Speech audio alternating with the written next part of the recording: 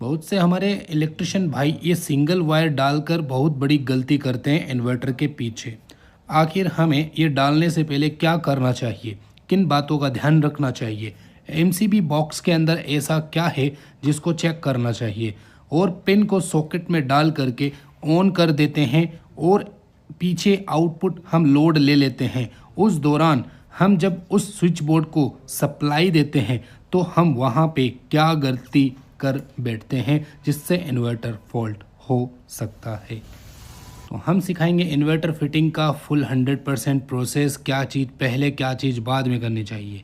तो हमारे पास आ चुका है हमारा इन्वर्टर, जो मैं अपनी साइट पे ही लगा रहा हूँ, क्योंकि मैं जहाँ पे काम करता हूँ वहाँ पे उनको मैं बोल देता हूँ कि इन्वर्टर भी मुझ ही से परचेज़ कर लीजिएगा, क्योंकि मैं इन्वर्टर वगैरह भी सेलिंग करता हूँ। ठीक है, तो यहाँ पर आप देख सकते हैं ये इन्वर्टर है ल्यूमिनस का 1050 का, और इसके अंदर की फीचर्स, अलार्म्स और प्रोटेक्शंस लगे हुए हैं। बहुत ही बेहतरीन इन्वर्टर है, लो पावर में भी ये बढ़िया वर्क करता है, इको वाट है। और हम इसकी अनबॉक्सिंग करते हैं, इसकी डिटेल्ड जानते हैं, फिर बैटरी को अनबॉक्स करेंगे और इसकी फुल फिटिंग भी सीखेंगे। तो यहाँ पर आप देख सकते हैं कुछ इस तरह की इसकी पैकिंग आती है, और इस इन्वर्टर को कुछ इस तरीके से मैं ओपन करता हूँ। तो इसकी वायर की बात करें तो बहुत ही ज़बरदस्त क्वालिटी का वायर है, मतलब इसके ऊपर जो पीवीसी लगी हुई है ना, बहुत ही बेहतरीन क्वालिटी की, और 10 mm का इसके अंदर वायर है। और इसकी लेंथ की बात करूँ, बहुत ही कम लेंथ होती है। कम लेंथ से बेनिफिट ये होता है आप बैटरी से अधिक करंट ले सकते हैं और चार्जिंग के दौरान अधिक करंट दे सकते हैं बैटरी को, तो ये बेनिफिट होता है। और 6 एम्पियर की चार्जिंग पिन देखने को मिलती है। चलिए इसके फंक्शंस की बात कर लेते हैं। ऑन ऑफ स्विच होता है, और एक overload protection, low battery protection, UPS on, eco वोट और चार्जिंग, और मेंस ऑन 1050 का इन्वर्टर है। और ये ब्रांड है भाई, बहुत ही बेहतरीन है। और ये यहाँ पे साइड में एक वेंटिलेशन है, और ये इसके कस्टमर केयर के नंबर है। और यहाँ पीछे देखें तो 12 वोल्ट डीसी यानी सिंगल बैटरी के लिए है पॉजिटिव वायर, सिंगल बैटरी के लिए नेगेटिव वायर। ये है फैन जो इन्वर्टर को अंदर से ठंडा रखता है। और ये सॉकेट है, सबसे बढ़िया है, 6 एम्पियर का है। पहले 6 एम्पियर 16 एम्पियर का आता था, उसका कोई मतलब नहीं हुआ करता था। 6 एम्पियर का बहुत बेस्ट है। एक फ्यूज़ यहाँ पे देखने को मिलता है, और इनपुट मेंस लाइन है 230 वोल्ट 50 हर्ट्ज। तो चलिए टेक्निकल स्टिकर की बात करें तो ये 900 VA का है, 1050 VA नहीं होता, ये मॉडल होता है। 900 VA 756 वोल्ट इसके ऊपर दे सकते हैं, यानी कि लोड कैपेसिटी 756 वोल्ट 12 वोल्ट के अंदर। ठीक है, वैसे सिंगल बैटरी के अंदर 756 वोल्ट आपको चलाना नहीं चाहिए, फिर भी यहाँ लोड हाई है, कोई टेंशन नहीं है। यहाँ पे एक और वेंटिलेशन सिस्टम है, और ये स्टिकर लगा हुआ है जो स्क्रू खोलने के बाद पता चल जाएगा। तो इसकी प्राइस की बात करूँ तो 6-7 हज़ार रुपये के अराउंड ये आपको मिल जाएगा। चलिए बैटरी की बात करते हैं।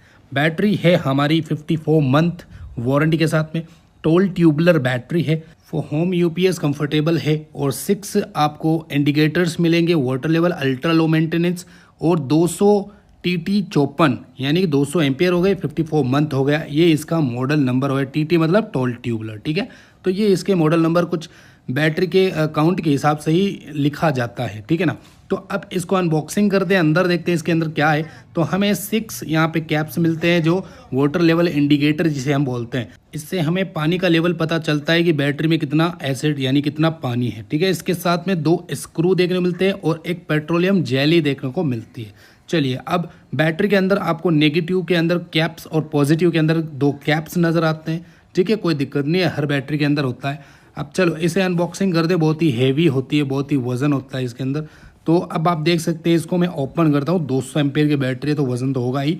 ठीक है, आज के ज़माने में 200 एम्पेयर मिनिमम लोग लगाने लग गए हैं, 150 एम्पेयर तो बहुत ही कम लगता है। तो यहाँ पे चिन्ह मार्क लिखा हुआ है पॉजिटिव प्लस यानी रेड कलर का, और यहाँ पे चिन्ह मार्क लिखा हुआ है माइनस यानी ब्लैक कलर। इसका मॉडल नंबर है, और ये कुछ कैप्स है, कहाँ पे वाटर लेवल इंडिकेटर लगेगा ये हम आपको आगे बताएंगे। बैटरी की प्राइस की बात करूँ तो 17 से 18 हज़ार रुपये के अराउंड आपको मार्केट में मिल जाएगी। चलिए इसका लोड टेस्ट कर लेते हैं।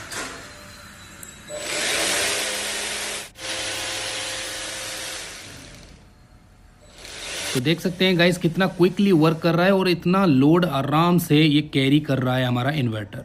अब हम इन्वर्टर की बैटरी को इतना ऊपर रखेंगे तो आप सोच सकते हैं इतना ऊपर रखने का इलेक्ट्रिशियन चार्ज ज़्यादा लेता है, क्योंकि देखो एक तो सिंपली अगर नॉर्मल जगह रख रहे हैं तो कम चार्ज लगेगा, लेकिन इस तरह की हाइट वगैरह में रखेंगे तो बहुत ज़्यादा चार्ज लेना पड़ता है इलेक्ट्रिशियन को, क्योंकि बहुत ज़्यादा मेहनत और बहुत ही प्रोटेक्शन के साथ में वर्क करना पड़ता है। तो फिटिंग करने के लिए दो स्पैनर की मदद चाहिए और आप देख सकते हैं थोड़ा सा नॉलेज होना चाहिए। रेड कलर का पॉजिटिव यानी प्लस में लगाना है, ब्लैक कलर का नेगेटिव यानी माइनस में लगाना है। तो ये थोड़ा सा नॉलेज होना चाहिए आपको। अब यहाँ पे कैसे फिटिंग करना है, उल्टा नहीं करना है भाई, नहीं तो इन्वर्टर भी उड़ जाएगा, ठीक है ना। तो यहाँ पे ब्लैक कलर का नेगेटिव, ठीक है, नेगेटिव माइनस सिंबल होता है, उसके अंदर आप आराम से इस नेगेटिव इन्वर्टर के वायर को कनेक्ट कर देना है। ओके, इन्वर्टर का स्विच ऑफ रखना है, अभी चालू नहीं रखना है, क्योंकि इन्वर्टर स्टार्ट होते समय थोड़ा एक झटका लेता है। तो उस झटके को से बचने के लिए आपको एक ही बार में आपको स्क्रू कस देना है। बार बार इसमें स्पार्किंग नहीं होनी चाहिए जब आप कस रहे हो उस दौरान, नहीं तो पीसीबी खराब हो सकती है इन्वर्टर की, इसका भी आपको ख्याल करना चाहिए। मैंने ये प्रैक्टिकली देखा है। अब आप ऑन ऑफ करके आप टेस्टिंग कर सकते हो, नो प्रॉब्लम, ठीक है। तो अब सबसे मेन चैलेंजिंग इलेक्ट्रिशियन के पास ये होता है कि क्योंकि यहाँ पे वायरिंग ना कोई स्विच बोर्ड है, यहाँ पर चार्जिंग के लिए कुछ भी नहीं है, कैसे करेंगे ये देखते हैं। और दूसरी बात, अब हम इसके अंदर कैप लगाएंगे यानी कि वाटर लेवल इंडिकेटर लगाएंगे। तो नीचे वाले जो कैप होते हैं उनको खोलिए और इसकी जगह आप ये वाले वाटर लेवल इंडिकेटर जो बैटरी के साथ में आते हैं, फ्री में 6 आते हैं, इन 6 के 6 को लगा दीजिए।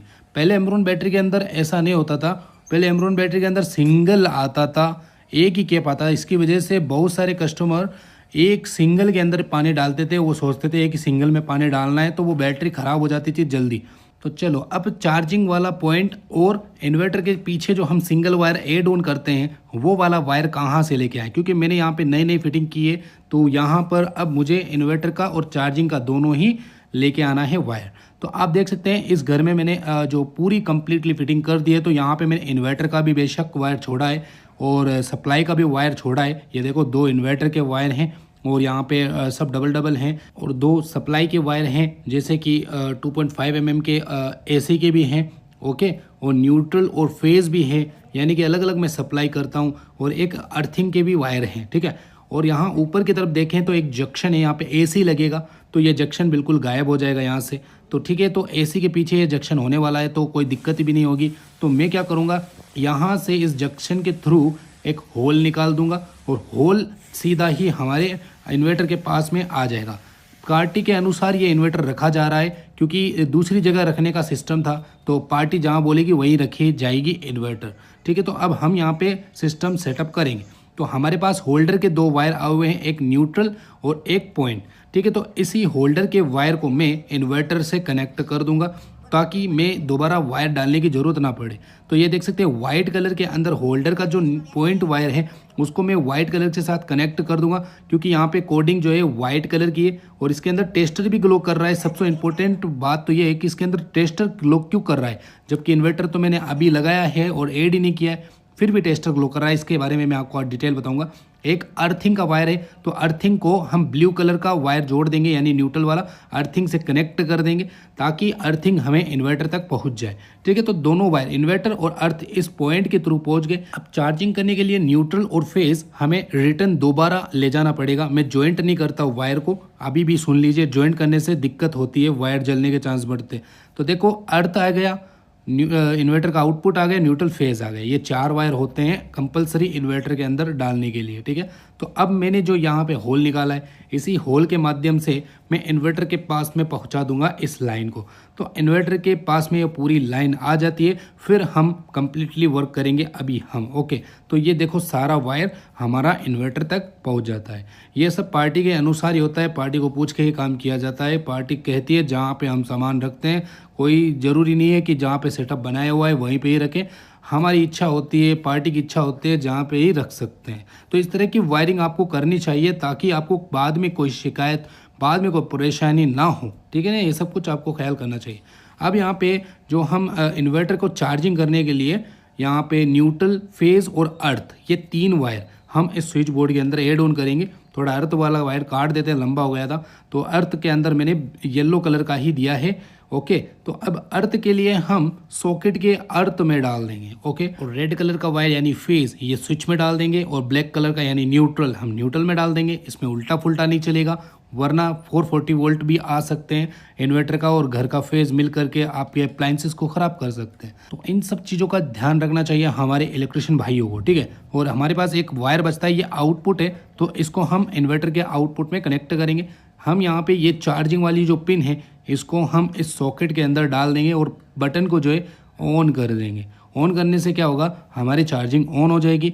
मगर रुको रुको गाइस, यहाँ पे अभी चार्जिंग और अभी इन्वर्टर भी ऑन नहीं हुआ, ठीक है ना, ये चीज़ देख लें। अभी यहाँ पे क्या करते हैं, हमारी क्या गलती हो जाती है, जब नया घर बनता है हम सेटअप करते हैं तो उस दौरान हम इस येलो कलर के वायर को ऐड कर देते हैं इन्वर्टर के आउटपुट को। सबसे बड़ी गलती कर रहे हो आप, नहीं होना चाहिए। सबसे पहले आपको क्या करना चाहिए, टेस्टर से इस वायर को टेस्ट कर ले, क्या इसके अंदर फेज तो नहीं आ रहा।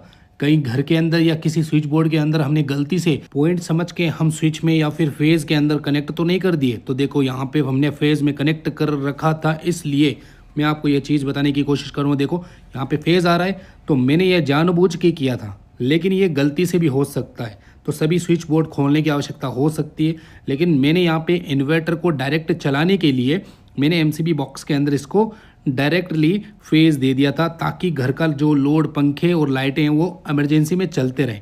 क्योंकि यहाँ पहली बार इन्वर्टर लगाया जा रहा है तो ये दिक्कत है, ठीक है। अब यहाँ से करंट गायब हो चुका है, यानी फेज गायब हो चुका है, और अब हम टेस्टर से टेस्ट करेंगे तो यहाँ पे हमें फेज देखने को नहीं मिलेगा। देखो बिल्कुल भी फेज नहीं देखने को मिल रहा, ठीक है। तो अब इस फेज वाले वायर को, यानी कि इस आउटपुट वाले वायर को नो प्रॉब्लम हो करके राइट साइड में, सॉकेट के राइट साइड में आपको ऐड कर देना है, और हमारी जो सप्लाई है ऑन हो जाएगी।